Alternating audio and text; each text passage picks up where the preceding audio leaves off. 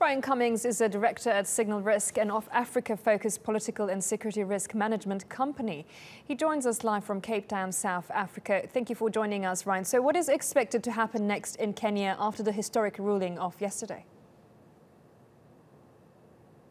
Well, basically what we saw happen prior to the initial election, there's going to be a lot of politicking, there's going to be a lot of campaigning, and there's going to be a lot of focus on the IEBC, which is Kenya's electoral commission, to basically carry out an election which could be deemed free, fair, and transparent, and also occurring within the ambit of Kenya's constitution.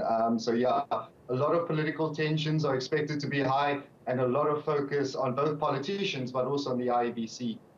I mean, Ryan, there's 60 long days to the next voting for the president. So can we expect any violent reaction from the supporters of President Kenyatta in the next few days or the coming weeks?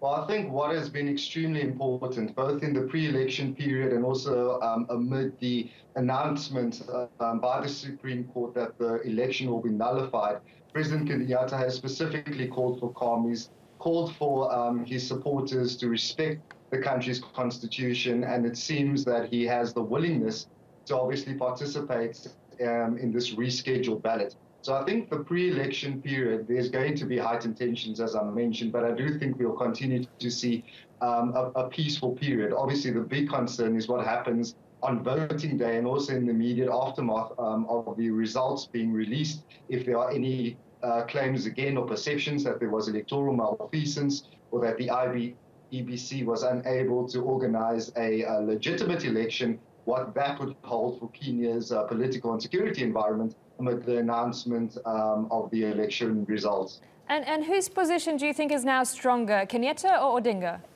Very briefly, please.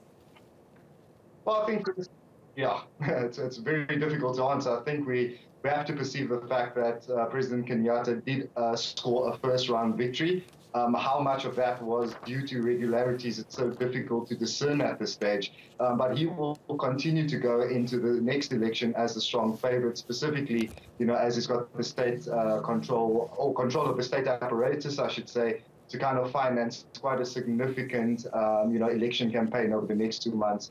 However, Raila Odinga will go into the electoral period obviously buoyant from the Supreme Court decision, and he's also going to exert a lot of pressure on the IEBC to ensure that they are able to kind of organize the forthcoming ballot in a prudent manner. And his supporters as well would know that he probably will enter the second round ballot in a stronger position than he was in the initial election.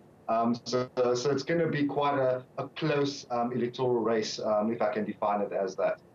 Well, thank you very much for joining us here on TRT World, Ryan Cummings.